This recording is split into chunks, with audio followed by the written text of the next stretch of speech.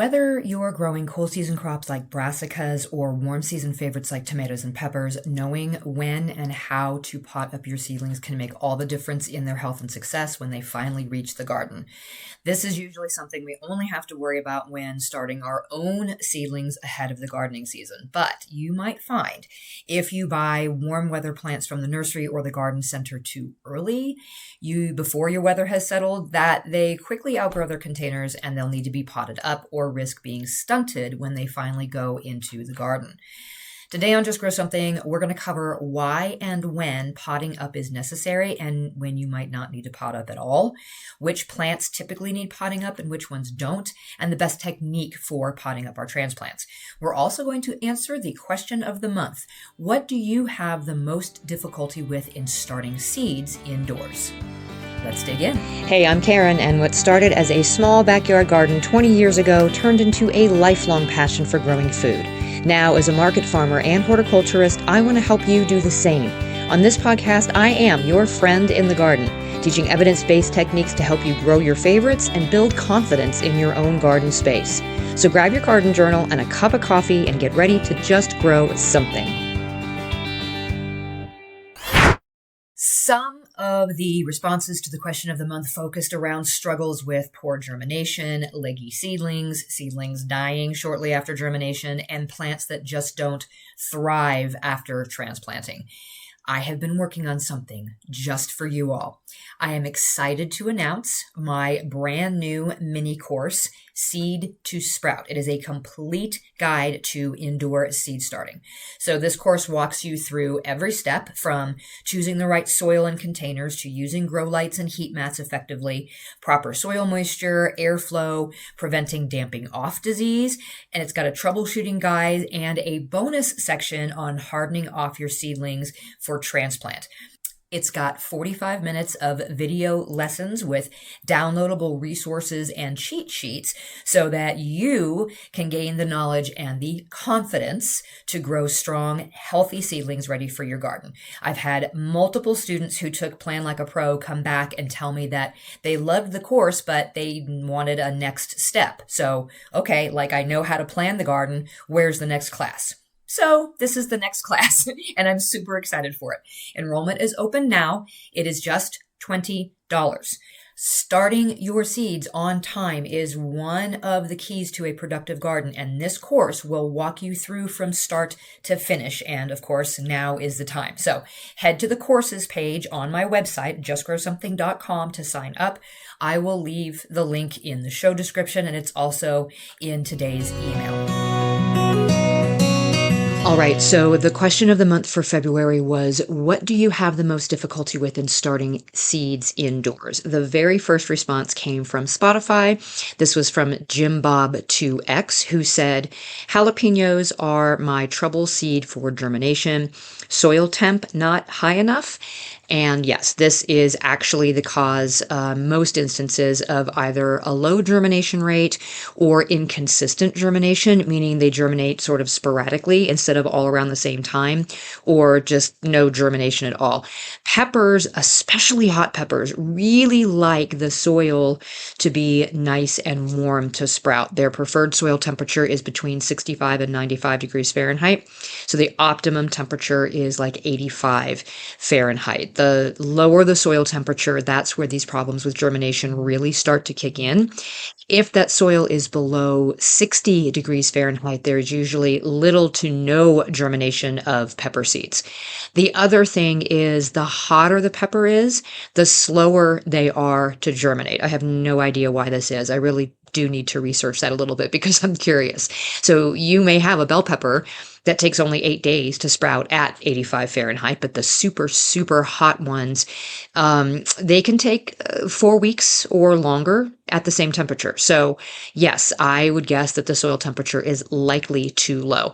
This doesn't mean that, hotter is better, by the way, because temps over 95 Fahrenheit can be just as detrimental and also result in zero germination.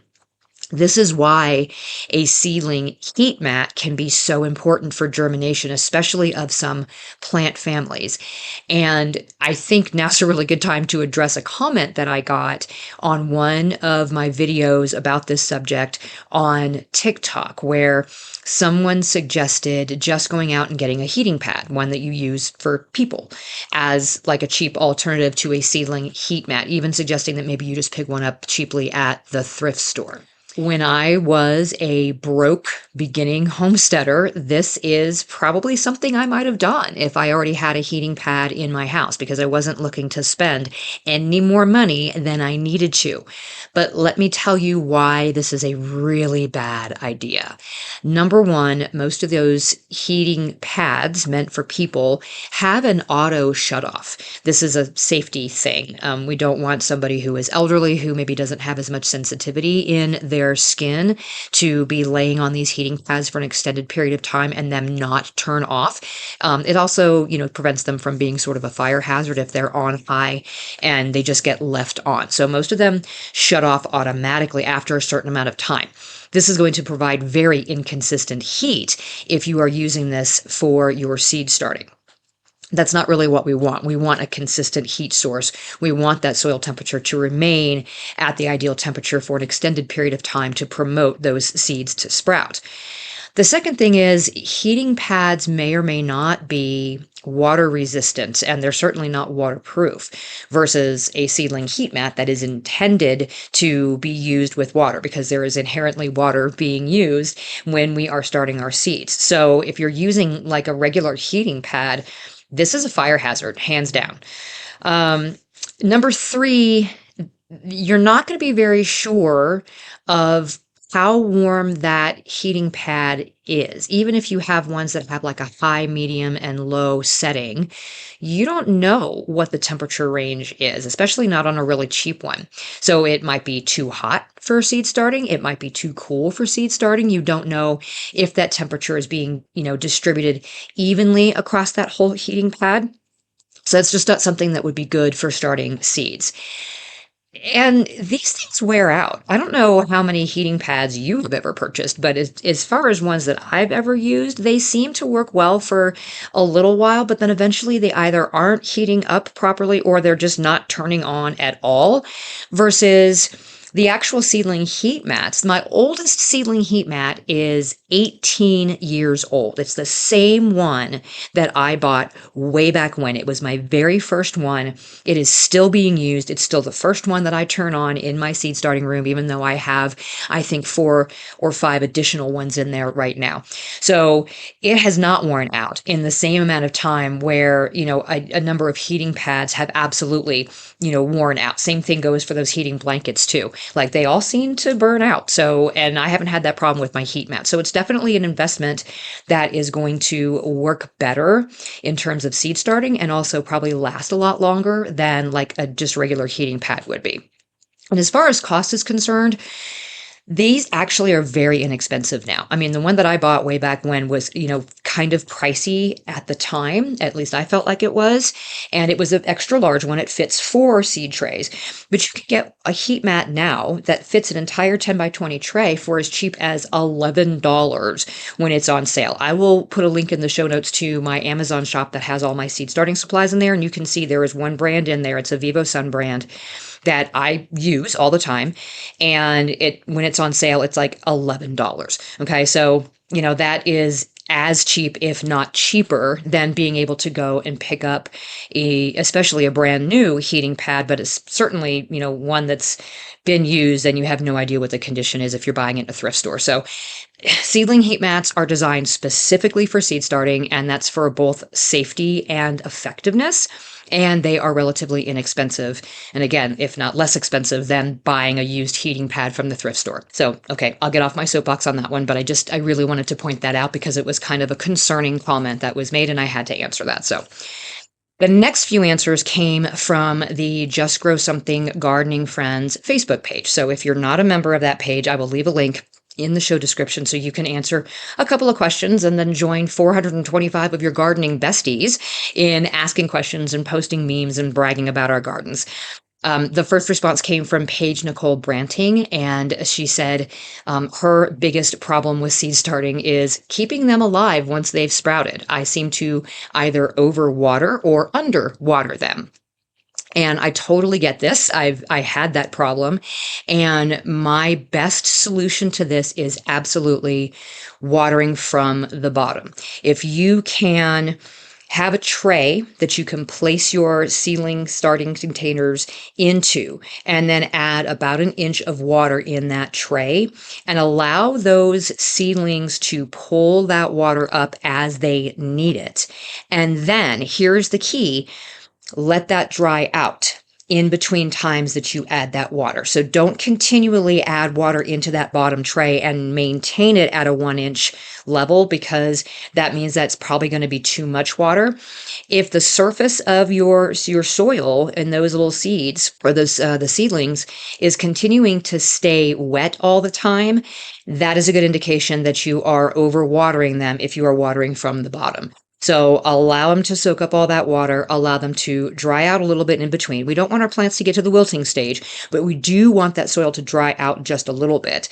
Bottom watering is also going to help encourage those roots to go down for water instead of staying up at the surface level, and that's just going to make our plants stronger in the long run. So that has been absolutely the biggest revelation for me in seed starting, is making sure that I water them from the bottom. Now, if you can't manage this, that's fine. If you're going to water from the top, then the same principle that we use outside in the garden applies in here in seed starting indoors as well. You want to water less frequently but more thoroughly. So go ahead and soak your seedlings and then allow them to dry out between waterings, and then do it again. Now, how often you're doing this is definitely going to depend on, how many plants you have bunched together, what your lighting situation is, if you're using fluorescents that are giving off some heat and are drying them out faster versus LEDs that maybe aren't as hot, if you've got a fan going or not. So all of these different circumstances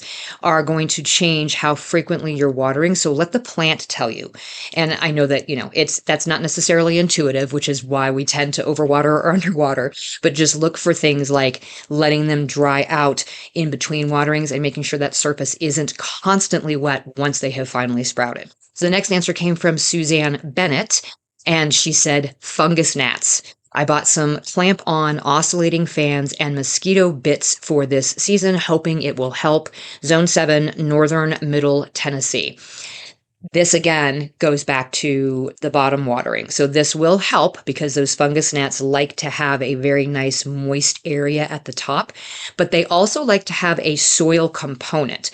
So if you're using a regular potting soil to start your seedlings in, it has a soil component of some sort, whether it's a garden soil mix or it's compost or something like that.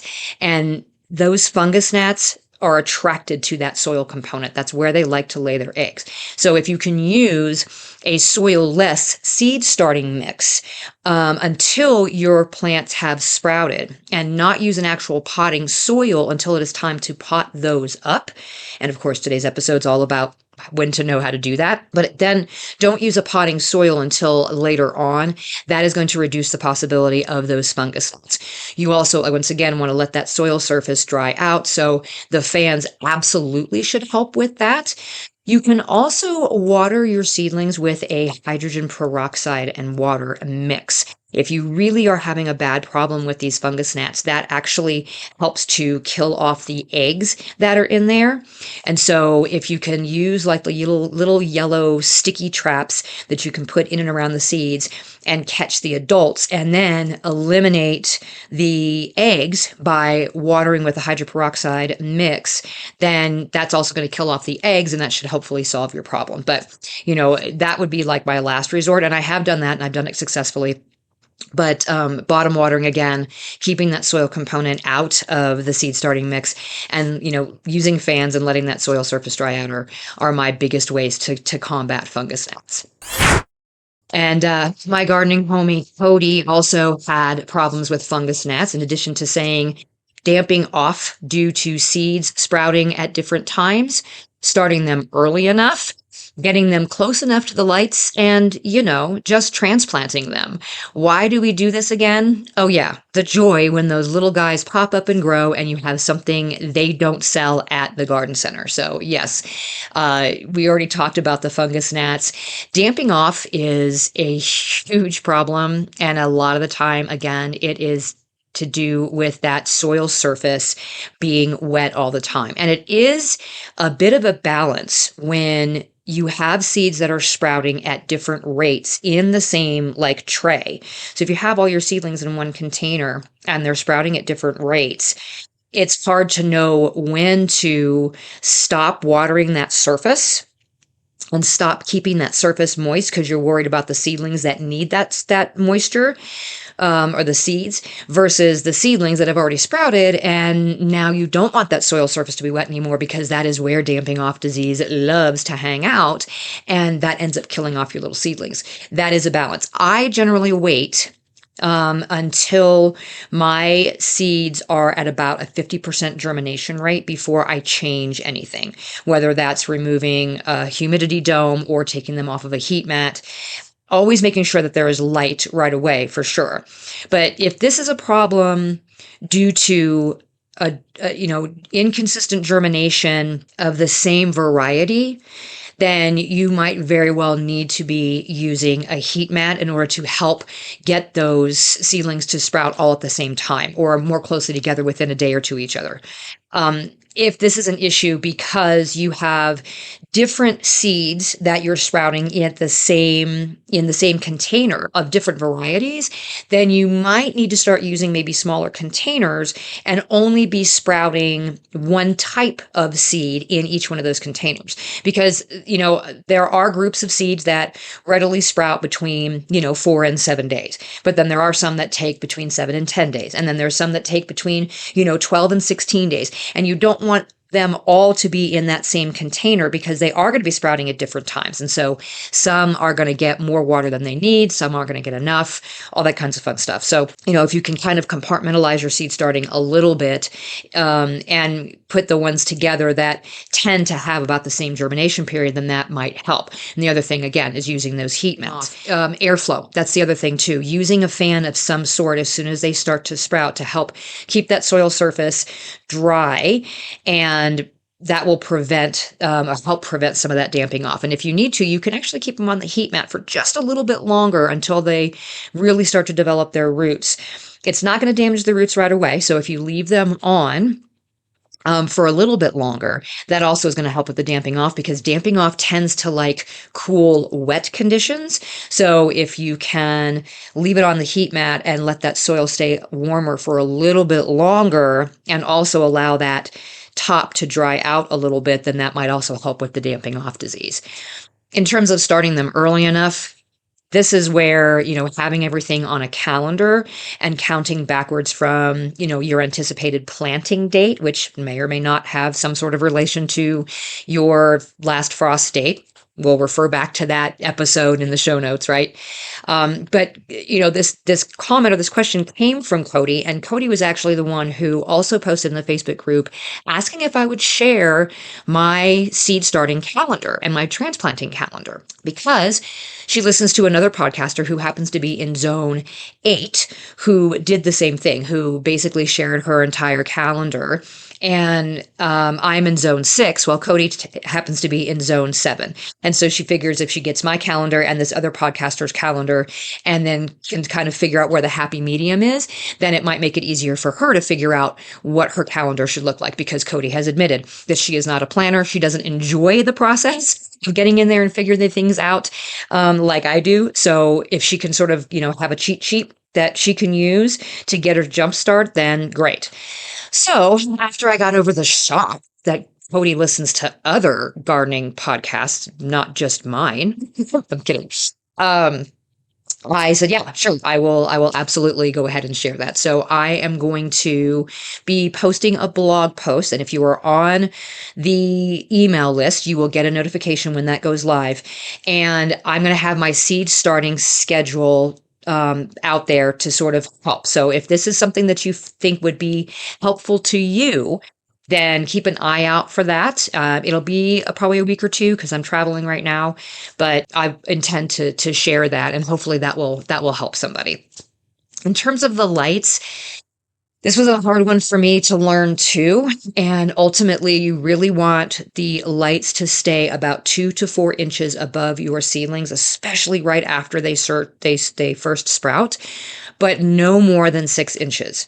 Now, it might seem like you're worried about it being too hot or burning the plants if you're putting them too close. And this can be an issue with fluorescents because fluorescents do give off a good amount of heat. And so if they are very, very close to those seedlings, they might actually burn them if it's too hot. Airflow is going to help with this. It's going to help to cool that air that's closest to the seedlings. But you can also, that's where you want to be a little bit more on the higher end of that distance. So maybe at the 4 inches. LEDs, a little bit less likely to burn the plants. So because they don't give off as much heat. So you might have them closer to that 2 inch mark, but no more than 6 inches because this is where they start to get very leggy because they are trying to reach that light. This light that we're using from artificial sources is not all encompassing like our outside daylight would be. So we need to get them as close as possible. If you cannot adjust your lights down, then we can be raising the plants up. So if you have a static area where your lights are being held, then you can use something to prop your seedlings up to get them closer to that light. So a box, some old books that you don't mind, getting wet because again, we're inherently using water here, right? Cardboard boxes, something that you can stack, old other trays that you've flipped upside down and put those on top of there. Whatever you can do to get them closer to that light, the better. And this is why I don't recommend doing this in a sunny window unless you have some sort of a backing to that area to kind of reflect that light back in, because again, those plants are going to stretch. They're going to lean toward that light. So that's the advice that I have on figuring out, how close those lights should be to your plants. And then in terms of transplanting, well, today's episode for potting up, we're going to talk about transplanting or what it means to get them into larger containers before being put outside. But then in a couple of weeks, we're going to talk a little bit about hardening off those plants to get them transplanted outside. And this should help in terms of the survivability and just the thriving of those plants once they get out into the garden. The whole key is patience, young Jedi. You have to be patient before moving them out into the garden and give them time to acclimate to the outside. So all of these problems that we talked about are addressed in my Seed to Sprout class. It's got videos and a downloadable troubleshooting guide that addresses all of this. So if you have dealt with these issues in the past, or you're totally new to indoor seed starting and you don't want these issues, then check out the link in the show description for that class. And then one thing that we don't address in the class, though, is the problem that was sent in through YouTube by Jacqueline Whitmore, who said, my biggest issue seed starting is basically space. I plant too many seeds just in case, and then I pot all those babies up instead of thinning and run out of room fast. Yes, it is so hard to cull seedlings that we don't necessarily need, especially if they look healthy. It's not a bad idea to start a certain percentage more than what you need because, like I keep saying, we are dealing with living organisms here and nothing is guaranteed. So now that I have my seed starting technique down to a science, so to speak, I generally plant about 10 to 15% extra to cover my bases. Sometimes more if I see on the seed packet that a certain seed I'm sprouting has a low germination percentage. But if you've got an overload of seedlings that you've potted up and now there's no room, you might consider some pop-up greenhouses or cold frames outdoors in a sunny area, but kind of close to shelter. If you're in a really cold area, this may mean moving them in at night and putting them back out in the morning. But if you're in a more mild climate, you might be able to get away with leaving them in their little greenhouse or their cold frame with just some extra insulation for the overnights.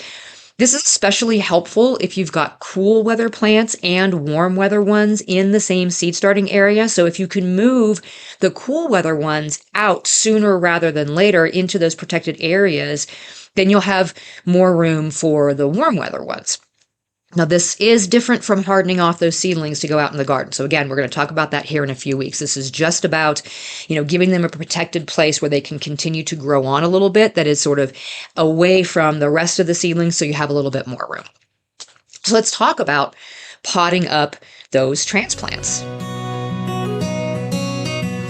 Before we move into potting up, I need to remind you that this is your last chance for the special Magic Mind offer for the month of February, where you can save 40% off of your subscription instead of the usual 20%. This offer is only good for the first 10 orders. I know several of you have already taken advantage of it, but for the rest of you, now is the time to jump in there before it's too late. I have been in Colorado taking care of my mom for the last several weeks, and I brought some of my Magic Mind with me, but I've been here longer than anticipated, and my latest shipment is back home, and I have run out here.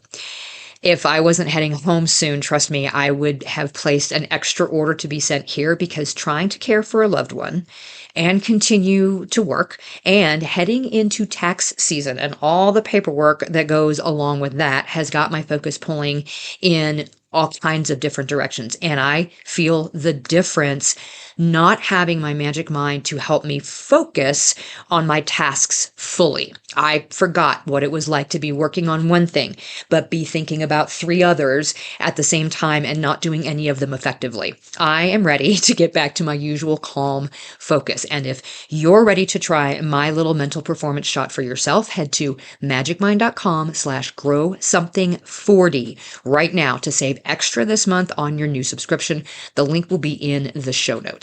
Okay, why and when should you pot up transplants before getting them out into the garden? Potting up, or up potting, however you want to say it, is simply moving seedlings into a larger container before transplanting them into the garden. This is going to help prevent root-bound plants. It ensures continued growth while they're waiting to go in the ground, and it gives them more access to nutrients.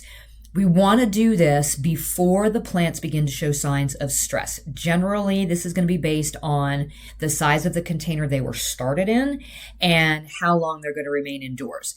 If you see any of the following signs, it is already stressing the plants out and they need to get out of their current container, either into the ground or into a larger pot.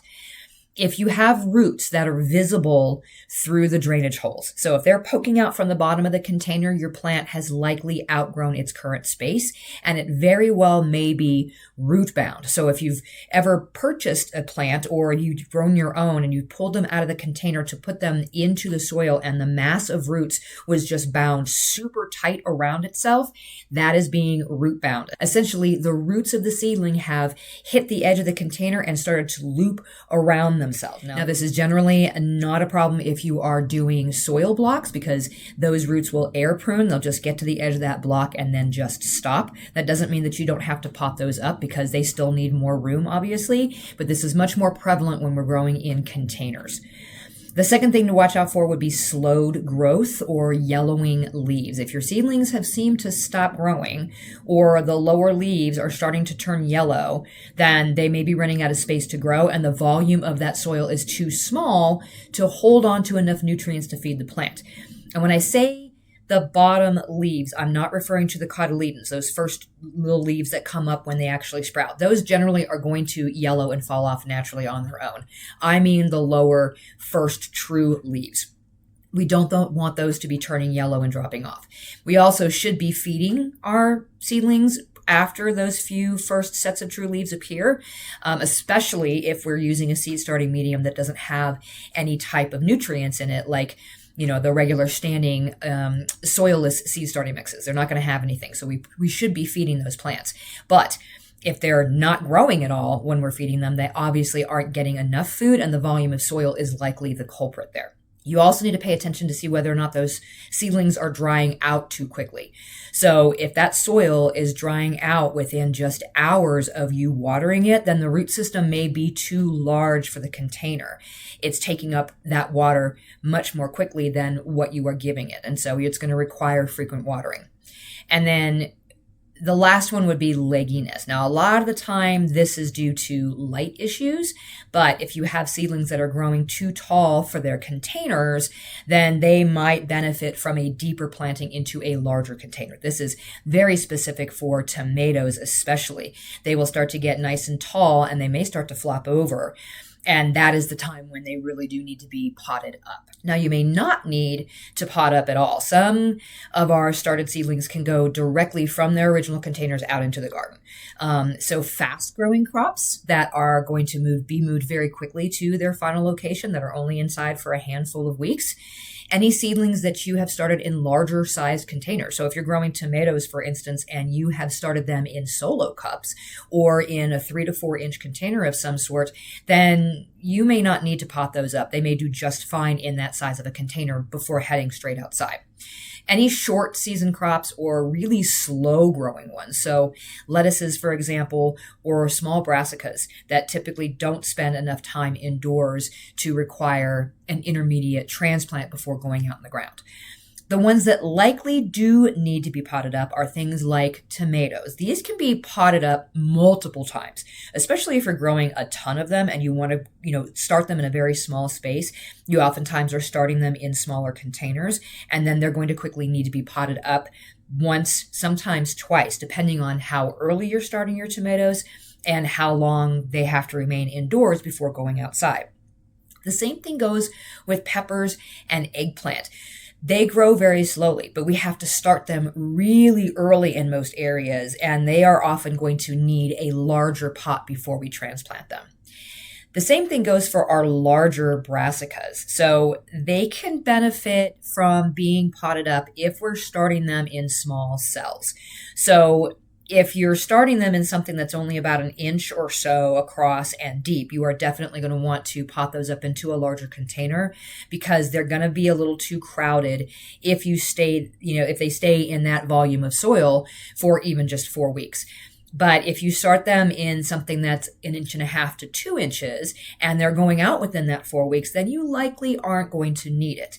If you're starting them earlier and they're in those 1.5 to 2 inch containers, but they're hanging out inside for about 6 weeks, you're going to have to watch for signs that maybe they've gotten too large for their containers and they need to be potted up. So this is going to take some practice and some experience to figure out what size containers you need to start your seeds in so that they don't outgrow them too quickly and force you into having to pot things up a lot.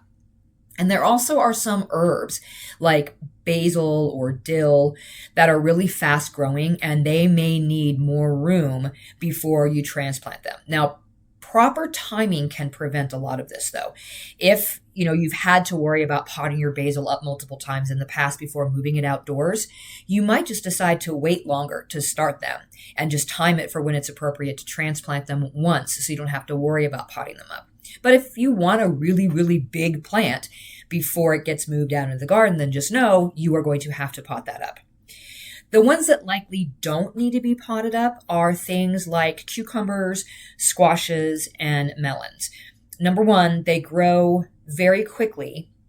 And so we probably should only be planting those or starting these a couple of weeks prior to when they need to go out into the garden. They also do not like having their roots disturbed. So again, this is really important when we talk about timing our seed starting. So if you look on your calendar and all right, well, I want to plant, cucumbers out after Mother's Day in the US, so around May 10th-ish or so, then you likely don't want to be starting your cucumbers indoors much earlier than that. And a lot of times, unless you are in a very short season area, you may not have to start these indoors at all. You can just plant them directly out in the garden. So anything that doesn't like having its roots disturbed, if you don't have to, for the sake of your season, start them indoors, you may not want to. But just know that if you do start them inside, they really only need to have those roots disturbed one time, and that is going from indoors into the ground. We don't want to have to pot those up. The other things that you likely aren't going to have to pot up are things like leafy greens. So lettuce, spinach, arugula, and your really small brassicas like kale.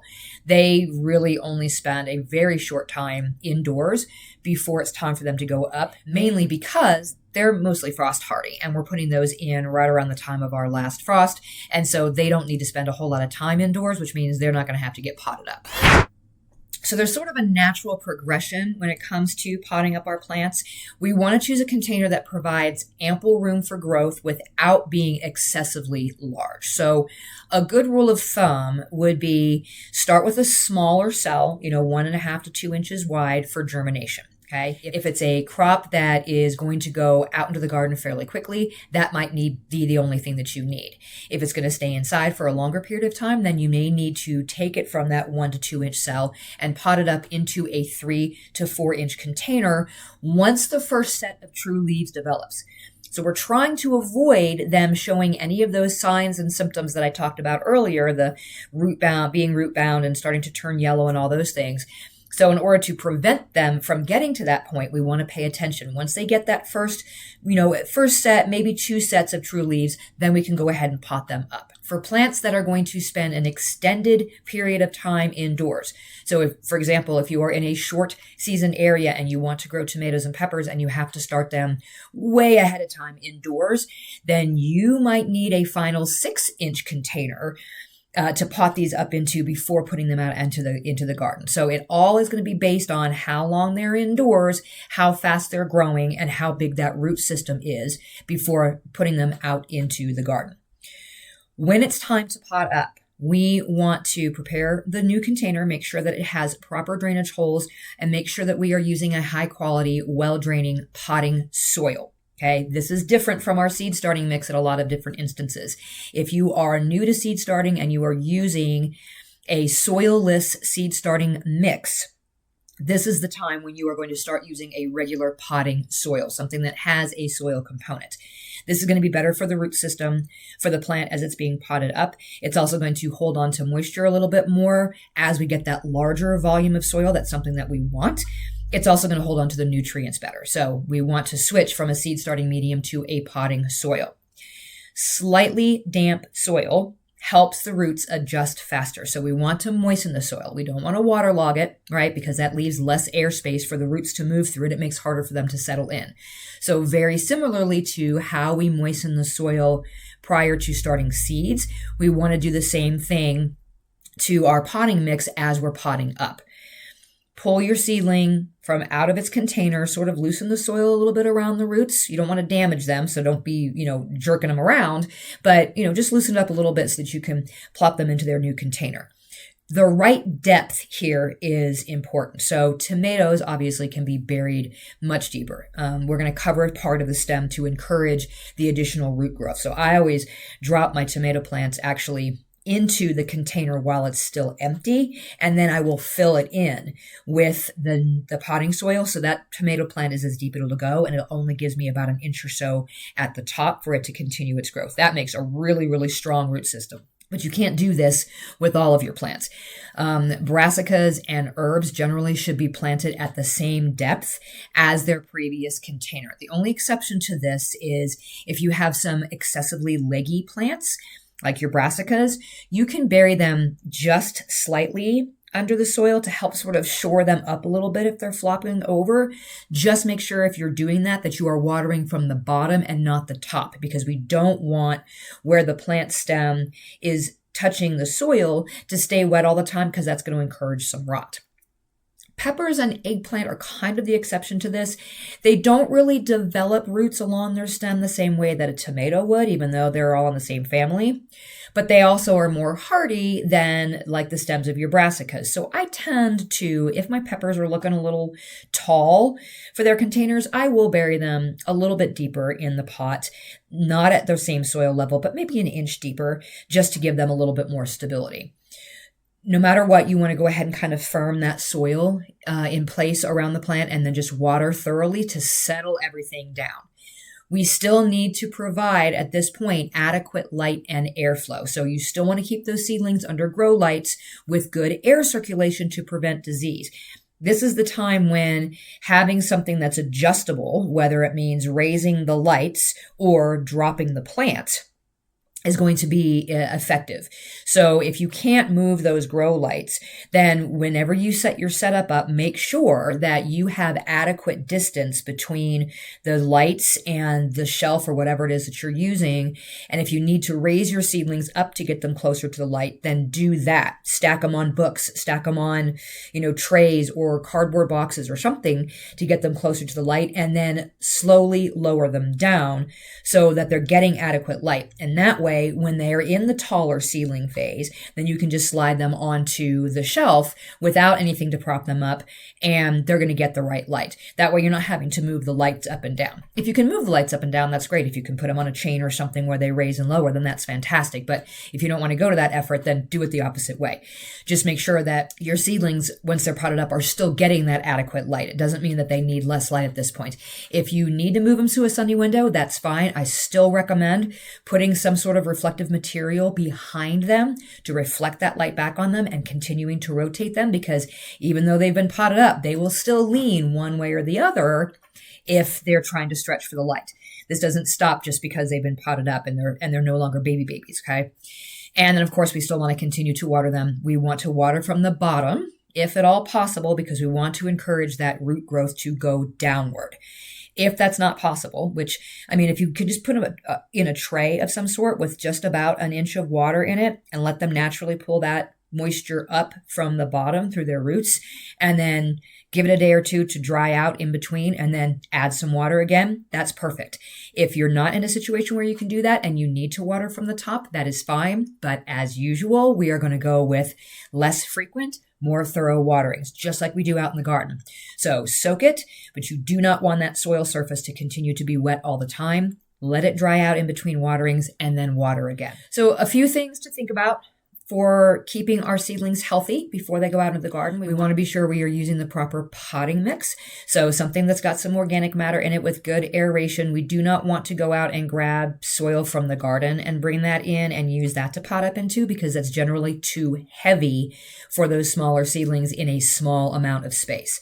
We do, however, want to be feeding them. So once you've potted them up, wait about a week and then go ahead and resume feeding your plants, your seedlings.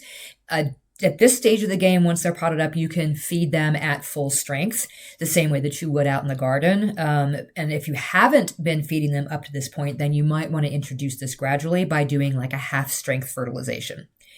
And then, of course, if potting up is happening close to your outdoor transplant time, make sure that you are hardening these seedlings off properly. And then just be aware, larger pots are going to hold more moisture, so you may need to adjust your watering frequency accordingly.